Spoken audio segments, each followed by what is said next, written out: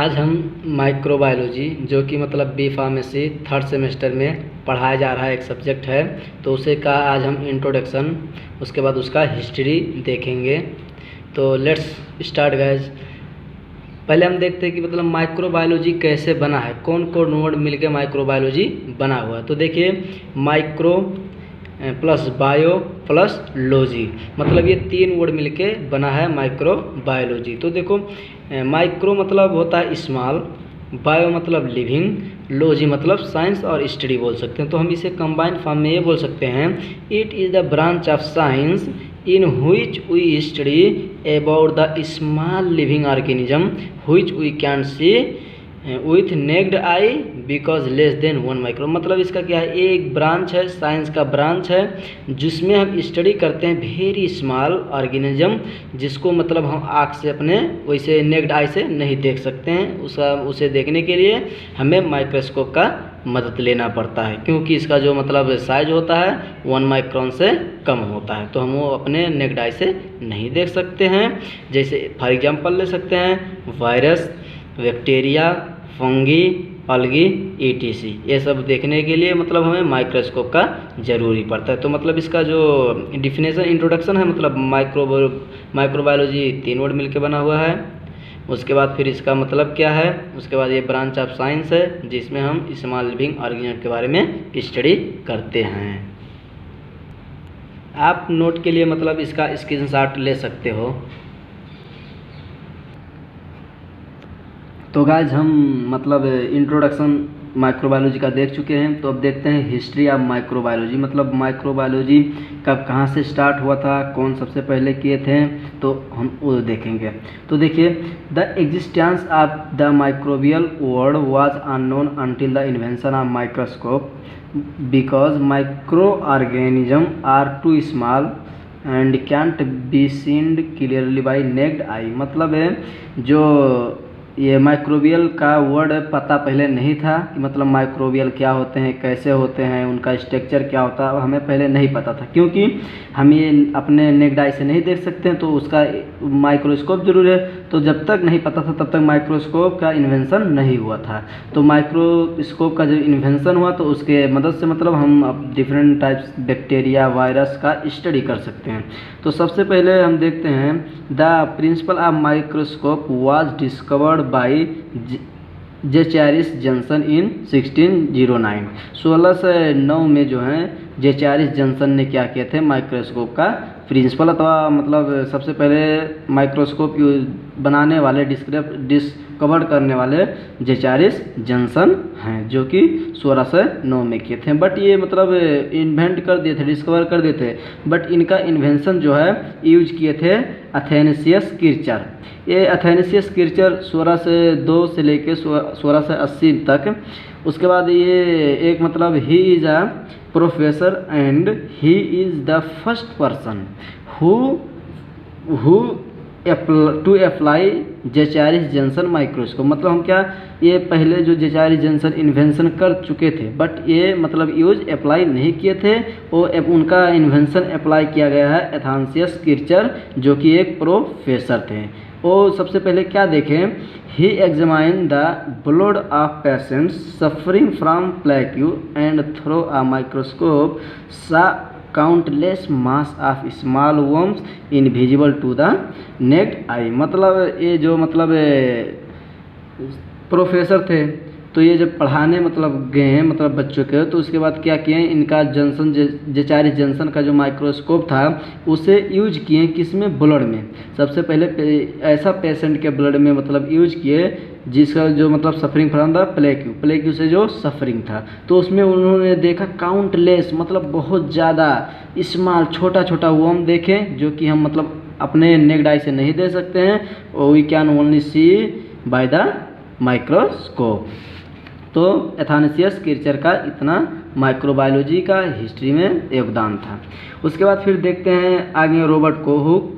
तो Robert Hooke जो है उनका 1635 से लेकर 1703 तक थे। तो यह है एक Englishian scientist, use a simple lens that magnified object. ये मतलब सबसे पहले क्या किए, एकदम सिंपल लेंस लिए थे जो कि ऑब्जेक्ट को मैग्नीफाई करता है। And he examine the slice of cork from the bark of an oak tree, मतलब ये जो है पहले ओक ट्री का बार्क लिए, उसमें क्या देखे, स्लाइसेस ऑफ कॉर्क, कॉर्क में से क्या देखे, स्लाइसेस देखे।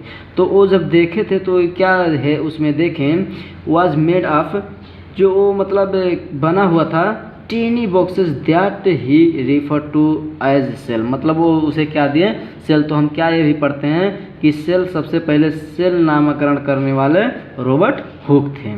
तो the credit for developing a compound microscope with multiple lenses and describing the word of the microbes goes to Robert Hooke, मतलब ये मतलब जब स्लाइसेस देखें कॉर्क के उसमें bark of the oak tree से, तो इन्हें मतलब पूरा क्रेडिट चला गया कंपाउंड माइक्रोस्कोप का। फिर इनके बाद देखते हैं एंटोन वैन ल्यूइनहक, ये 1632 से लेकर 1723 तक थे। ये क्या इनका योगदान था, was the greatest of all microscopist and he is the first microbiologist who observe the bacteria using a single lens of microscope of his own design, मतलब और लोग तो देखें बट ये क्या कहते हैं, अपने ही बनाए हुए, अपने ही डिजाइन किए हुए सिंगल लेंस से वो अपने ही क्या देखे थे, बैक्टीरिया, मतलब बैक्टीरिया देखने वाले इस वर्ल्ड में सबसे पहले एंटोन वैन ल्यूइनहक थे। उसके बाद फिर आए फ्रांसिस्को रेड्डी। फ्रांसिस्को रेड्डी जो थे मतलब 1629 से लेकर 1679 तक, ये थे इटालियन फिजिशियन थे, जो कि मतलब made the first attempt to disprove the theory of spontaneous generation, जो स्पॉन्टेनियस जनरेशन का थ्योरी था वो इन्होंने उसे डिसप्रूव कर दिया। तो स्पॉन्टेनियस मतलब जो हमारा लाइफ है आता है, मतलब नॉन लिविंग से आता है, तो ये उसे क्या कर दिए, डिसप्रूव कर दिए कि मतलब life comes by the life, मतलब कोई भी लाइफ जो आता है वो लाइफ से ही आता है, नॉन लिविंग से नहीं आता है। तो देखिए he conduct an experiment in 1668 in which he placed meat in 2 jar, मतलब ये 2 जार लिए, उसमें मीट रखे। उसके बाद फिर तो ये मतलब 2 जार लिए थे, तो ये इन्होंने क्या किया, 2 जार में मीट रखा। तो 1 jar was covered with fine gauze while the other was kept open, मतलब एक जार को फाइन गज से कवर कर दिए और एक को वैसे ही छोड़ दिए। तो उन्होंने फिर देखा file developed only in the open jar and not in the jar covered with गज, मतलब इन्होंने क्या किया, देखा उसमें कि जो फ्लाइज हैं डेवलप्ड हुए हैं किसमें, जो ओपन था, नट की मतलब जो क्लोज था, क्योंकि हम पहले स्पॉन्टेनियस थ्योरी जनरेशन जो है उसे मतलब डिस्प्रूव कर दिए हैं कि मतलब लिविंग से आता है। तो फ्लाइज जो है लिविंग है, तो उससे से मतलब उसी से क्या हुआ, जो ओपन था उसी में से फिर फ्लाइज का डेवलप हुआ है। तो देखिए he suggested that files had ended and the piece of the exposed meat in the open jar, and it was concluded that maggots had developed from the flies and not from the non-living। तो मतलब इसमें क्या prove हुआ कि जो हम meet का piece रखे थे उसमें जो ओपन मतलब जार था उसमें ही मैगोट मतलब बने, ना कि जो मतलब क्लोज था। तो हम इससे मतलब क्या कंक्लूड कर सकते हैं कि मतलब जो फ्लाइज आई हैं वो लिविंग से आई हैं, नॉन लिविंग से नहीं आए हैं। तो फिर इनका ये कर दिए। उसके बाद फिर देखते हैं लुईस पास्चर। 1822 से लेकर 1895 तक उनका मतलब ये दुनिया में हो रहे हैं। तो इन्होंने क्या किया, he was the first scientist who demonstrate that air contains microscopic observable organised structure. इन्होंने मतलब क्या दिया कि जो हमारा इन्वायरमेंट है, एयर है, उसमें माइक्रोस्कोप से देखने वाला छोटे छोटे जीवाणु होते हैं, ना कि खाली ईयर होता है, मतलब लिविंग थिंग्स भी मतलब हमारे ईयर में होते हैं। तो he take a tube and put gun cotton in this and pass large quantity of air. एक ट्यूब लिए एक ट्यूब लिए, उसमें क्या किए मतलब गन कटन रख दिए उस मतलब गन ट्यूब में क्या किया उन्होंने ईयर पास किया, एकदम खूब ज़्यादा अमाउंट ऑफ ईयर पास किए। उसके बाद फिर क्या किए गन कटन को रिमूव किए। उसके बाद वो जो है फिर डिजॉल्व इन अ मिक्सचर, जो मतलब गन कटन निकाले थे उसे क्या किए अल्कोहल ईथर के मिक्सचर में डिजॉल्व किए। उसके बाद फिर वो सेडिमेंट जो है उसका उसे एग्जामाइन किए माइक्रोस्कोप से।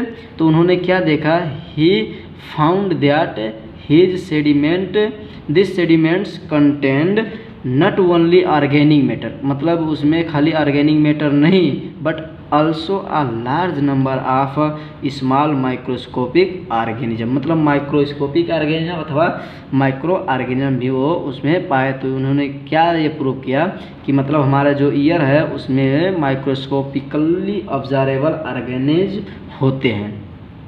And also he introduce sterilisation technique, ये जो मतलब लुईस पास्चर थे वो स्टरलाइजेशन टेक्निक भी दिए थे, जिससे मतलब हम मतलब मटेरियल्स अथवा हमारा कल्चर मीडिया सब हम क्या स्टरलाइज कर देते हैं।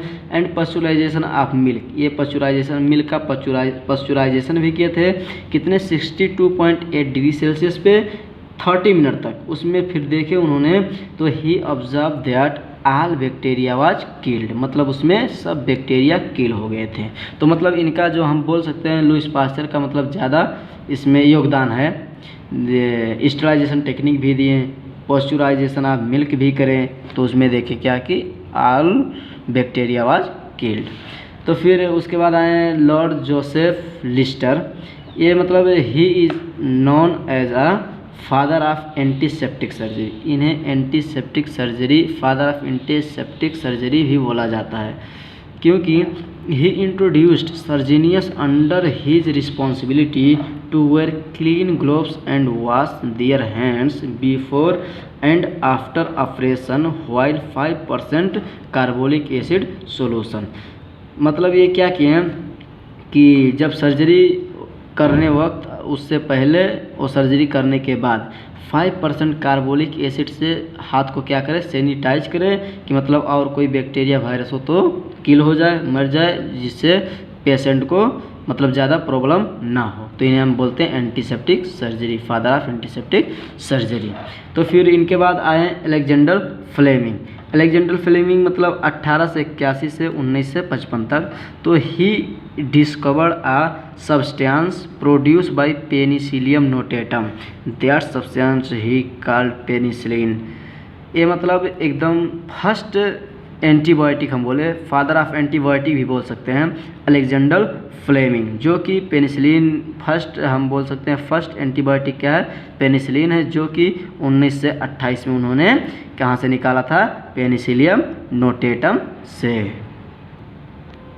तो गाइज मतलब हम देखे introduction and history of microbiology, तो बस इतना ही हमें पढ़ना है, जो कि मतलब और मतलब डिफरेंट साइंटिस्ट हैं, बस हमें ज़्यादा लर्न करने का ज़रूरी नहीं है, इतना ही कर लो सफिशिएंट है।